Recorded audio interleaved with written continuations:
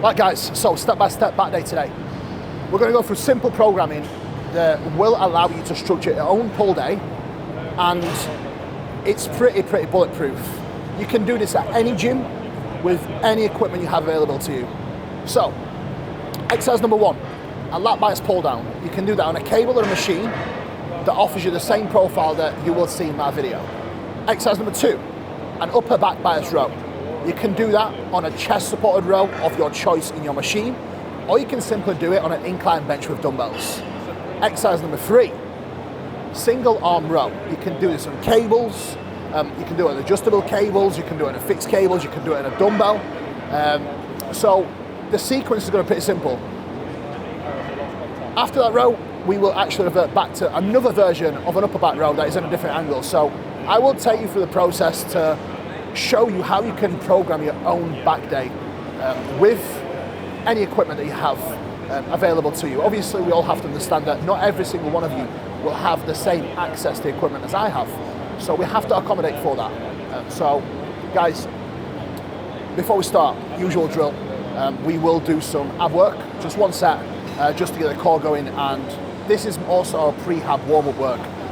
Now, intra workout currently, we are down to just 20 grams of sustain and 25 grams of performance fuel. So let me just get that right, as I actually have made some food changes just recently.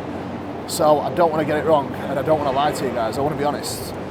So today's intra workout, yeah, I've actually got it right. 20 grams of sustain and 25 performance fuel, and I still have 100 grams of pomegranate juice in there as well. I have gone over the benefits of pomegranate juice. It has shown to actually improve calcification, so it has some actual properties that do benefit heart health. So for me, it's a staple, and another great carbohydrate source as well. So let's get stuck into the session, guys, and I will take you through the cues and what we do and how we do it, and then I will actually take you through the reasonings why we do it and the reasonings for my structure of my workouts as well. So guys, let's get it.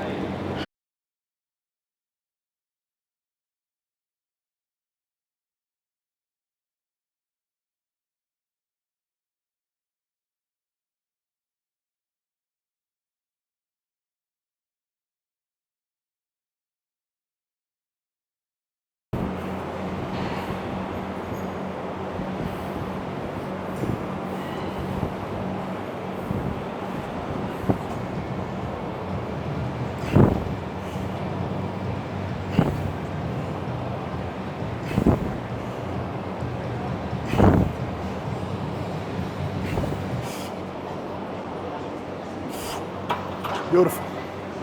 Okay. So, whenever you get into any lat movement, any back movement, key is making sure you keep a solid brace for your core. If you're not keeping a tight core, it's going to be impossible to actually lock yourself in position.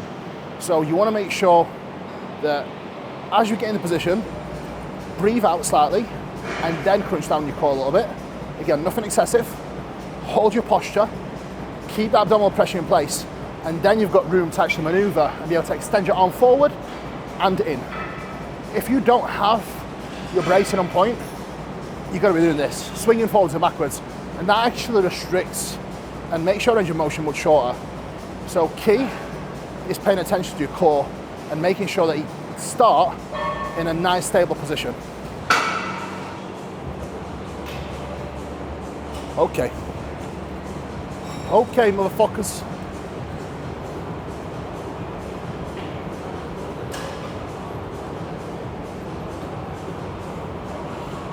Here we go. Here we fucking go.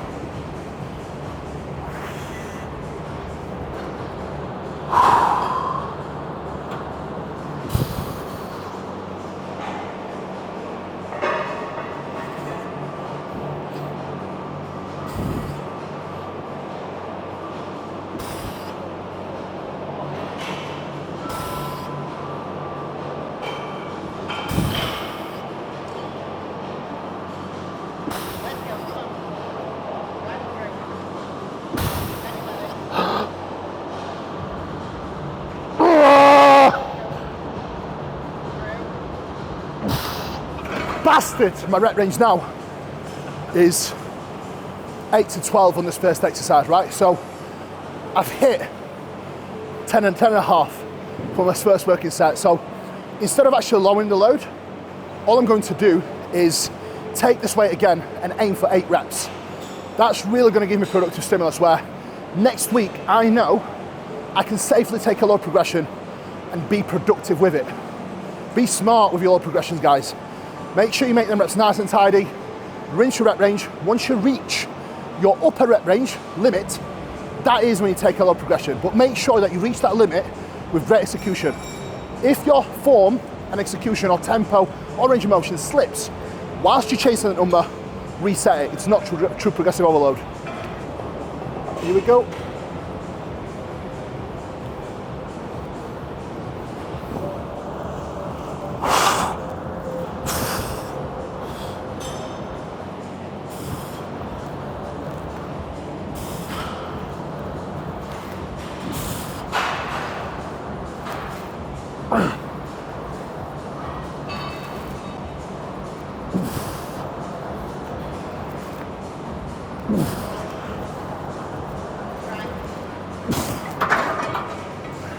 Instead of a machine like this, it's just a single arm lat bias pull down that you will get to see in a moment on the screen. Me explaining it in my workout library that is actually created specifically for my clients. So you can have a little bit of preview that will also help you out, guys. As today, it's all about giving back to you. So get it in. Right guys, see, here we have single arm prone cable pull down. First and foremost, we have the position. If we are pulling the right arm, we use the right leg to counterbalance for stability. Again, you want to turn your foot out slightly. You will have a lot more balance, a lot more stability. Rib cage, keep the rib cage down, core tight. Hips want to be in slight protraction, so we want to see a perfect straight line down the torso. The motion here is elbow forward and down. So the motion isn't in. She's not pulling in. All she's thinking about is driving her elbow down and her fist down. So your elbow doesn't finish past your torso. This is exactly where it ends, and this is exactly the range of your lat.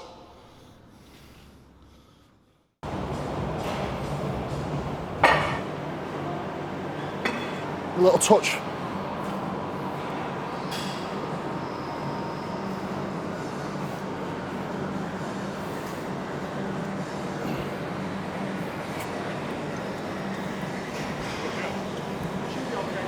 A little bit of touch up, just on the first rep.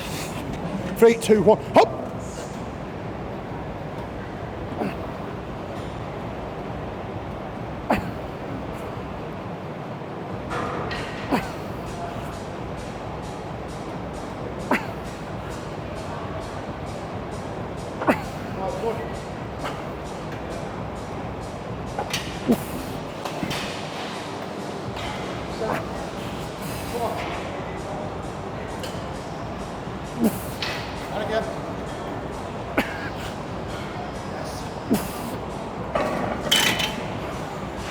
One thing you'll notice, guys, here is here, and really most of our back exercises, is that I am actually actively pausing in the stretch, trying to open up my scapula as much as possible. So cue I love to use for this is I think about hiding my pecs completely with my shoulders, but there's a caveat to this. I don't want you to lose tension. I don't want you just to relax. It's all under tension, and I'm trying to reach as forward as I physically can, pause in that deep, deep stretch, and then I drive the elbows back and through. Just making sure I control the change of direction, both in the stretch and the shorten range, will make sure that we get the right stimulus and we are keeping on the muscle and not use momentum. Now, one of my favorite sayings, momentum kills gains. So drop your momentum and get your gains. Cheesy, but I love it. So write that one down. Obviously, using prime equipment, we have the ability to change and manipulate resistance profile to favor what we are trying to do, which is obviously train our muscle in its length and range. If you don't have the ability to do that, it's okay. You don't need to, try and find a gym that has it. Doesn't really make that much of a difference until you get to a certain advanced level in your training journey. So if you're using a cable, what is a great method that will allow you to mimic the same thing is just spending a little bit longer in the stretch and really making sure that we get the most out of that stretch position and then making sure there's no momentum there and you're dragging through, rather than just kind of throwing yourself in with no control and then just yanking the weight. Be mindful of having total control of the load, and don't let the load control you. Right guys, so here we have an upper back cable row, upper back bias. So again, any cables that you have, unless they diverge from bottom up, I will want a slight elevation here. So as you can see, these cables are quite high, which makes it a perfect position for lat bias movement if we are to sit in a normal position. However, for upper back, we want to make sure that the line of force diverges from bottom up. So again, we want to make sure that we bring something high. So if you have blocks or bumper plates, pop them on the seat. I'm sure your gym owners won't mind to get the upper back bias. So let's go. The grip position, we want it slightly wider than shoulder width. And again, a slight extension at the thoracic spine. And again, as we drive through here, we want to make sure that we keep the elbows slightly down, but not totally tucked in. And again, as we come round, drive the elbows out and round and aim for full scapular retraction here, making sure all this is closing up. So imagine your back is a double door. You want to open it fully, and then you want to close it, allowing the scapula to fully open up and fully close. Perfect. So the elbow path in this movement, you will always want to see your elbows travel past your rib cage and round here. Here we have the seated cable row lat bias. So again, we want to make sure that we use any attachment that allows you to keep a neutral grip. For lat bias, we always go neutral grip, pronated grip. For upper back bias or semi-pronated grip. So here, we will opt for the neutral grip, as is a seated cable low row, aiming to bias the lats. Yep, so here we want to make sure that we keep a neutral grip here. And again, in that position, the cable is slightly up, which is ideal, because from this position, we want to make sure that we keep a neutral spine, no thoracic spine extension, core tight, and from this position, we want to drive our elbows down and in, and the elbows will not travel past the rib cage here. They will always end just by your rib cage. And again, we want to see no retraction at the spine here, as again, the function of your lat is not to get this round, it's to bring your humerus down and round. So again, we want to make sure that we are aiming to drive our tricep right into the lat here, aim for our elbow to finish right into the pocket of the hip.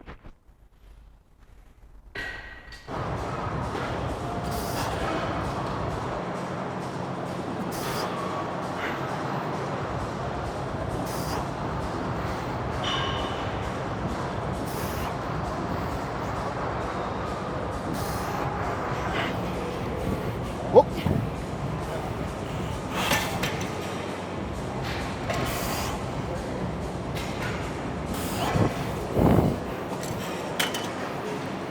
You can actually do this exercise on a cable or any machine of your choice that allows you to literally do this. So the reason why I'm doing it standing with my hand braced against the pad, it's just more stability again. The more stability you can get out of a movement, the bigger the output. Bigger the output, more force, more tension in the muscle, more tension in the muscle, more gains. It's literally as simple as that. So, an example of this that you can use in any gym is going to be a single arm lat biased cable row that you will see just in the corner here. My man Aaron is actually going to get over for you guys. So enjoy, watch this tutorial, and then watch me get stuck into my set. So here we have the single arm cable row lat bias. Again, we want to get in the same position as we would in a normal row, keeping our neutral spine and staying the core tight. So most of your body weight I want to keep on the same side leg as the arm that you're leading with. And again, from this position, Meg is not going to extend her upper back. She's going to keep her back nice and straight. And all she wants to be thinking about here is driving her elbow down into the pocket of the hip while she's keeping a semi-supinated position. There we go, drive it down and in. So here, as we drive in, Meg is actually adding a degree of internal rotation at the elbow, driving her elbow into her lat, making sure that is all her lower lat doing the work. Perfect.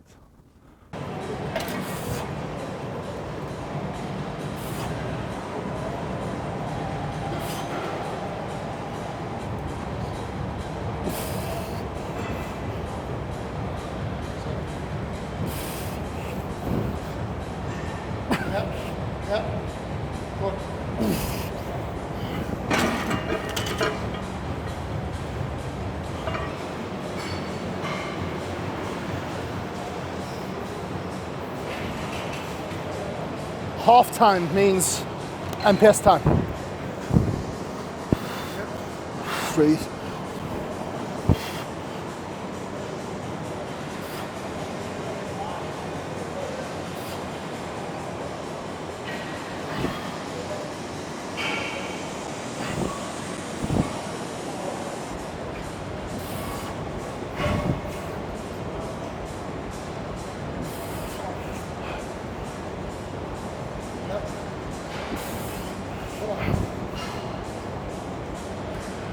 Again. More. There you go.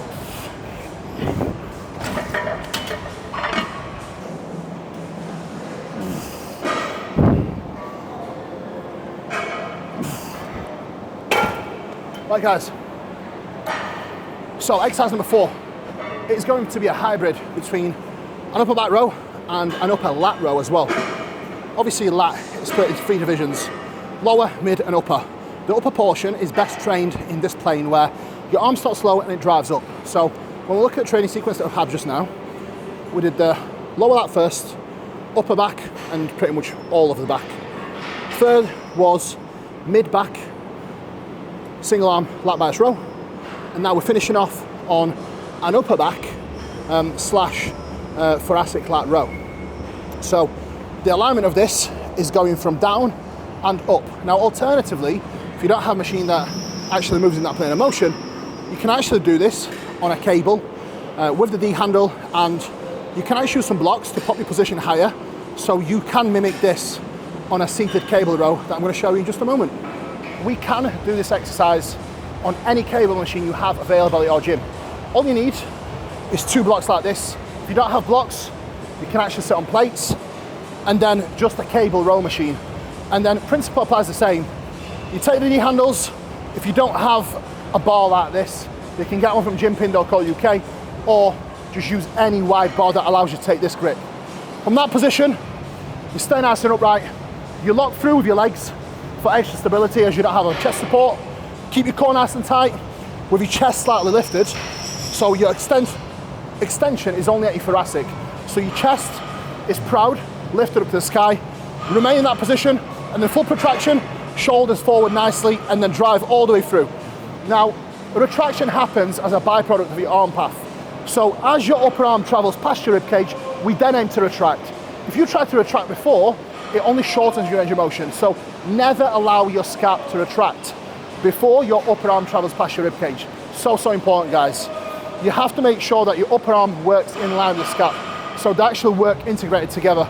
It's called scapulohumeral rhythm, but you don't really need to know that. All you need to know is don't retract before pulling your arm past your rib cage.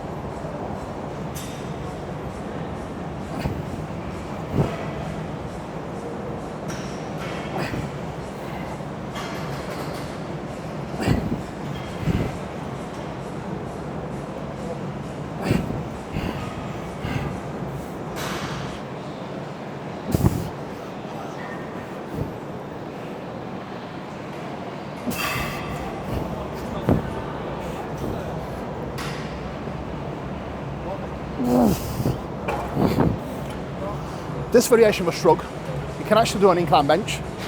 So clients that don't have access to this, when I program this type of shrugging, I normally make them put an incline bench into 35-degree height, and then lay into it, grab a set of dumbbells, and same drill, full protraction, and then full retraction with depression. Again, keeping only a very slight bend to the elbow, just so you can drive that scap down and back all the way through, aiming to completely close your shoulders back to get your actual traps fully short. Your traps are made up of this portion of the muscles, right? So upper portion, and this is the mid back, and this is the mid trap. So in order to hit this target area, you need to be able to get full retraction in place, which is not going to happen through just this. You need full range of motion here, driving all the way back. So that's my take on big traps. You want big traps? Get it into your programming and get fucking massive.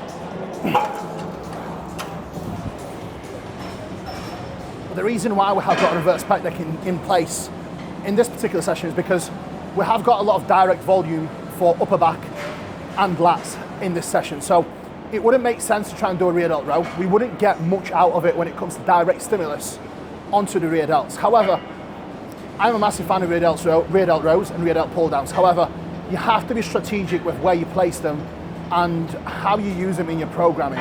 If you have got a heavy back day and your volume is already high on upper back work and lat work where your rear delt will have to do some work, it makes sense to actually do a rear cable fly or a reverse pec deck on that instance. If you have sessions where you have a push day away from a back day, that is where you could actually implement a rear delt row variation. And that is actually my preference when I program 2 days on, 1 day off splits, for example. So again, try it out for you guys and see what works best. This is what I found works best for me and my clients. Right guys, here we have the rear delt row. Again, the best grip is always using a D handle, so use any handle that allows you to attach D handles to it so you can actually keep a semi-pronated grip. From this position, core tight, nice neutral spine, allowing our shoulders to come forward slightly. There you go, as you can see, her shoulders are actually in front of her ears. From this position, I want to make sure that our elbow path diverges down in line with your rear delts muscle fibers, diverges slightly below the rear delts here. There we go. So we can actually vary the elbow path here, whichever suits most, as long as we see no retraction at the upper back. And all we focus on is the elbow path here and allowing our shoulders to stay forward and then bring our elbows round and in, allowing the rear delt to do all the work here. And I totally isolate it.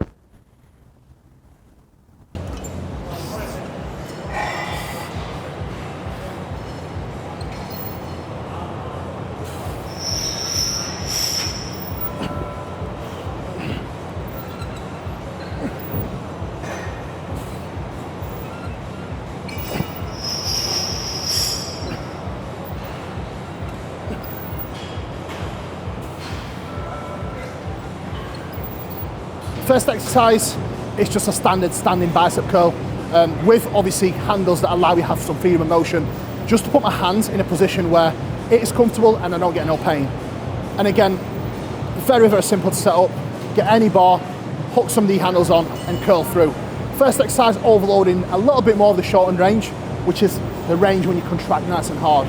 Second exercise now is heavier in the length and range, which is the stretch. So as you can imagine, guys, we are training a sequence that allows us to meet the strength profile of the muscle, training the short and range first, and then the length and range to finish off on, where we are still quite strong, especially for bicep work. I do feel like it makes a big difference. So if you want big bicep, these are my 2 go-to exercises. First, standard bicep curl. Second, you can do a single arm or bilateral or unilateral, whatever way you like. I know most people get on with unilateral work.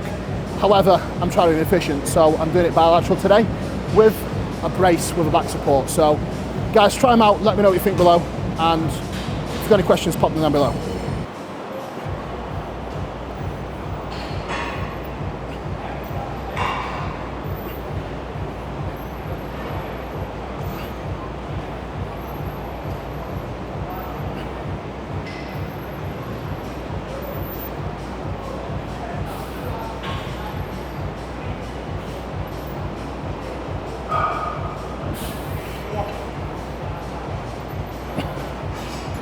Right, my people, so that is session over.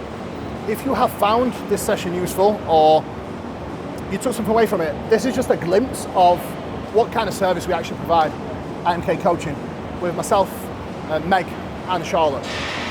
Now, Charlotte and Meg are both doing a fantastic job with our females and anyone who's looking to improve their lifestyle. So if that's what you're looking for, guys, emails below and give us an email and we can speak about your goals and help you out, guys.